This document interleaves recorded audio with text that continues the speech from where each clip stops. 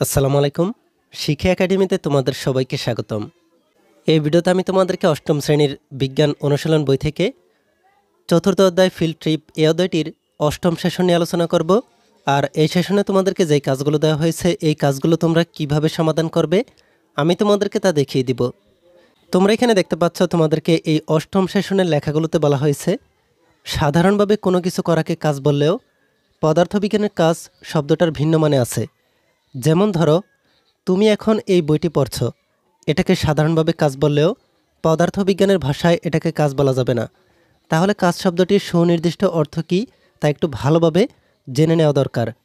অনুসন্ধানী পাঠ বই থেকে কাজ ও শক্তি অংশটি ভালো করে পড়ে নাও। তাহলে তোমাদেরকে এখানে বলা হচ্ছে কাজ শব্দটির সুনির্দিষ্ট অর্থ কী তা জানার জন্য তোমাদেরকে তোমাদের বিজ্ঞান অনুসন্ধানী পাঠ বই থেকে কাজ ও শক্তি অংশটিকে ভালোভাবে পড়ে নিতে বলা হচ্ছে। 17 পৃষ্ঠায় কাজ ও শক্তি এই লেখাগুলো পেয়ে যাবে। তোমরা এখান থেকে এই কাজ ও শক্তি লেখাগুলোকে ভালোভাবে পড়ে নিবে।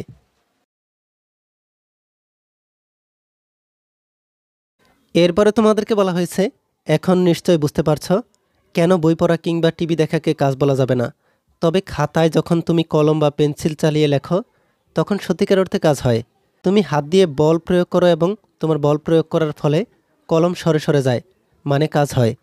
কিংবা তুমি যখন ফুটবল খেলার সময় বলে লাথি মারো তখন বলটির স্মরণ হয়, এটাও একটা কাজ। কাজের পরিমাণ হিসাব করার জন্য একটি সূত্র তোমরা জেনেছ। সূত্রটি হচ্ছে W=F/S। অর্থাৎ দুজন ব্যক্তির মধ্যে কে বেশি কাজ করেছে কে কম কাজ করেছে তা নির্ভর করছে বল ও স্মরণের গুণফলের উপর। এরপরে তোমাদেরকে এখানে বলা হচ্ছে কাজ কি সবাই সমান করতে পারে কিংবা কাজের সামর্থ্য কি সবার সমান হয়। কাজ করতে প্রয়োজন শক্তির। তুমি যে লেখার সময় হাত দিয়ে বল প্রয়োগ করেছ তখন নিশ্চয়ই তোমার হাতটা নিজে নিজে বল প্রয়োগ করেনি। এই শক্তি এলো কোথা থেকে? এই শক্তি এসেছে তুমি সকালে যে নাস্তা করেছ সেই খাবারের রাসায়নিক শক্তির থেকে। সেটি কোষের মাইটোকন্ড্রিয়ার তাপশক্তিতে রূপান্তর করেছে। বিষয়টি ভালো করে জেনে নিতে অনুসন্ধানী পাঠের শক্তির ক্রম রূপান্তর অংশটুকু পাশের সহপাঠীকে সঙ্গে নিয়ে পড়ে নাও। তাহলে তোমাদেরকে এখানে বলা হচ্ছে শক্তি কোথা থেকে এলো, রাসায়নিক শক্তি থেকে কিভাবে শক্তির রূপান্তর করেছে তা তোমাদেরকে জানার জন্য তোমাদের অনুসন্ধানী পাঠের শক্তির ক্রম রূপান্তর অংশটুকু তোমার পাশের সহপাঠীকে সঙ্গে নিয়ে পড়ে নিতে বলা হচ্ছে। এরপরে এখানে বলা হয়েছে সপ্তম শ্রেণীর হরেক রকম খেলনার মেলা অভিজ্ঞতাটার কথা মনে আছে? সেখানে তোমরা প্লাস্টিকের বোতলের দুপাশে দুটি কাঠি বেঁধে তার সঙ্গে রাবার ব্যান্ড ও চামচ পেঁচিয়ে একটা খেলনা বানিয়েছিলে, যেটি পানিতে আপনা আপনি চলেছিল। যখন রাবার ব্যান্ডটিকে পেঁচিয়েছিলে তখন সেটা শক্তি হিসেবে ধরে রেখেছিল, আর যেই না বোতলটাকে পানিতে ছেড়ে দিয়েছিলে সেই শক্তিটি তখন কাজ করছিল চামচটাকে ঘুরিয়ে নিয়ে। এই ধরনের শক্তির সাধারণ নাম বিভব শক্তি। অনুসন্ধানী পাঠ বই থেকে বিভব শক্তি অংশটুকু পড়ো, সেখানে আরও কিছু উদাহরণ দেওয়া আছে, সেটা বোঝার চেষ্টা করো। তাহলে তোমাদেরকে বলা হচ্ছে তোমাদের বিজ্ঞান অনুসন্ধানী পাঠ বই থেকে বিভব শক্তি অংশটুকুকে পড়ে নিতে হবে। এরপর সেখান থেকে আরও কিছু উদাহরণ দেওয়া আছে, সেটা তোমাদেরকে ভালোভাবে বোঝার চেষ্টা করতে হবে। তোমরা তোমাদের বিজ্ঞান অনুসন্ধানী পাঠ বই থেকে 18 পৃষ্ঠায় বিভব শক্তি সম্পর্কিত লেখাগুলোকে ভালোভাবে পড়ে নিবে। এখানে বিভব শক্তি সম্পর্কিত লেখাগুলোতে বিস্তারিত বলা হয়েছে, তোমরা এখান থেকে এই লেখাগুলোকে ভালোভাবে পড়ে নিবে। এরপরে বলা হয়েছে তোমরা জেনেছ কোনো কিছুকে উপরে তোলা হলে তার মাঝে বিভব শক্তি জমা হয়। কতটুকু বিভব শক্তি জমা হয় তা বের করা খুব সহজ। অনুসন্ধানী পাঠে বিভব শক্তির শেষ অংশে খুব সুন্দর করে ব্যাখ্যা করা আছে, একটু পড়ে নাও। তাহলে তোমাদেরকে এখানে বলা হচ্ছে তোমাদের বিজ্ঞান অনুসন্ধানী পাঠ বই থেকে বিভব শক্তির শেষ অংশে খুব সুন্দর করে ব্যাখ্যা করা আছে, ওই অংশটুকুকে তোমাদেরকে পড়ে নিতে বলা হচ্ছে।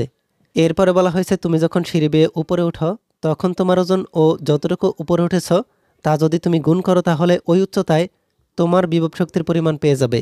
তাহলে তোমাদেরকে এখানে বলা হচ্ছে তুমি যখন সিঁড়ি বেয়ে উপরে উঠো তখন তোমার ওজন ও যতটুকু উপরে উঠেছ তা যদি তুমি গুণ করো তাহলে ওই উচ্চতায় তোমার বিভব শক্তির পরিমাণ পেয়ে যাবে।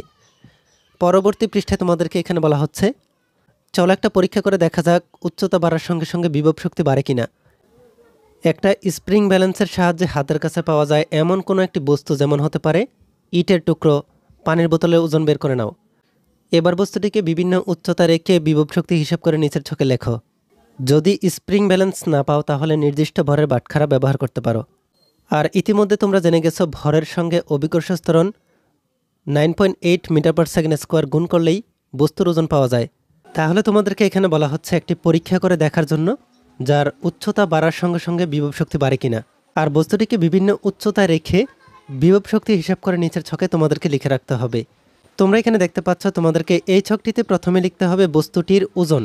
বস্তুটির ওজন বের করার জন্য তোমাদেরকে এখানে একটি সূত্র দেওয়া হয়েছে। সূত্রটি হচ্ছে W সমান mg। এরপরে তোমাদেরকে বস্তুটি বিভিন্ন উচ্চতায় রাখার জন্য উচ্চতার মাপ লিখতে হবে। এরপর সর্বশেষে তোমাদেরকে বিভব শক্তি বের করতে হবে। তোমাদেরকে বিভব শক্তি বের করার জন্য এখানে একটি সূত্র দেওয়া হয়েছে। সূত্রটি হচ্ছে E সমান mgh। তোমরা কিভাবে এই ছকটিকে পূরণ করতে পারো আমি তোমাদেরকে তা একটি নমুনোত্তরের মাধ্যমে দেখিয়ে দিচ্ছি। তার আগে তোমরা যারা এখনও আমাদের চ্যানেলটিকে সাবস্ক্রাইব করোনি তারা এখনই আমাদের চ্যানেলটিকে সাবস্ক্রাইব করে রাখো। আর যারা সাবস্ক্রাইব করেছো তাদেরকে অসংখ্য ধন্যবাদ। আমি একটি ইটকে বস্তু হিসেবে ধরে নিয়ে বিভিন্ন উচ্চতা রেখে বিভব শক্তির হিসাব তোমাদেরকে এই ছকটিতে করে দেখিয়েছি। তোমরা এখানে দেখতে পাচ্ছ আমি এখানে প্রথমেই বস্তুর ওজন বের করে নিয়েছি। এখানে বস্তুর ওজন বের করার জন্য আমি এখানে প্রথমেই একটি ইটের ভরকে লিখে নিয়েছি। তোমরা এখানে দেখতে পাচ্ছ ইটের ভর হচ্ছে 2 কেজি। এরপরে আমি এখানে এই সূত্রটিকে লিখে নিয়েছি। তোমরা এখানে দেখতে পাচ্ছ W সমান হচ্ছে mg। এখানে আমি m এর মান লিখেছি। m এর মান হচ্ছে 2, g এর মান হচ্ছে 9.8। তোমরা উপরে দেখতে পাচ্ছ তোমাদেরকে g এর মান দেওয়া হয়েছিল। g এর মান হচ্ছে 9.8 মিটার পার সেকেন্ড স্কোয়ার। এরপরে আমি এখানে এই 2কে 9.8 দ্বারা গুণ করেছি। তাতে আমি এখানে 19.6 পেয়েছি। আর আমাদের এই বস্তুর ওজন বের করার জন্য বস্তুর ওজনের একক হচ্ছে নিউটন, তাই আমি এখানে নিউটন লিখেছি। বস্তুটির ওজন যেহেতু পরিবর্তন হয় না তাই আমি এখানে প্রত্যেকটিতে 19.6 নিউটন লিখেছি। তোমরা এখানে দেখতে পাচ্ছ এখানে 3টি ঘরের মধ্যেই আমি এখানে 19.6 নিউটন লিখেছি। এরপরে আমাদেরকে বলা হয়েছে উচ্চতা লিখতে।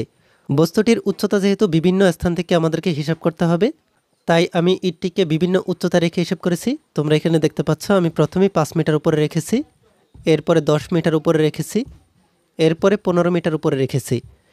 এরপর আমাদেরকে বলা হয়েছে বিভব শক্তি বের করতে হবে। আর তোমাদেরকে এখানে বিভব শক্তি বের করার জন্য E সমান mgh এই সূত্রটি দেওয়া হয়েছে। আমরা এই সূত্রটিকে প্রয়োগ করেই বিভব শক্তি বের করব। তোমরা এখানে দেখতে পাচ্ছ আমি এই সূত্রটিকে আবার এখানে লিখে নিয়েছি E সমান mgh। তোমরা এই পাশে দেখেছো বস্তুটির ওজন বের করেছিলাম। বস্তুটির ওজন বের করার জন্য W সমান হচ্ছে mg। যেহেতু W সমান mg আমরা আবার বলতে পারি mg সমান হচ্ছে W, তাই আমরা এখানে এই mgর জায়গায় W লিখতে পারি আর এই h। আমরা এখানে এই W এর মান বসাবো। W এর মান হচ্ছে প্রতিবারেই 19.6 আর উচ্চতা এখানে প্রথম ঘরে 5 মিটার, তাই আমি এখানে উচ্চতা লিখেছি 5 মিটার। এবার আমরা যদি গুণ করি তাহলে পাচ্ছি 98 জুল। বিভব শক্তির একক যেহেতু জুল তাই আমি এখানে জুল লিখেছি। প্রতিটি ঘরে একই রকমভাবে আমাদেরকে বিভব শক্তি বের করতে হবে। তোমরা এখানে দেখতে পাচ্ছ আমি এখানে W এর মান দিয়ে উচ্চতাকে গুণ করেছি। 19.6কে 10 দ্বারা গুণ করলে 196 জুল।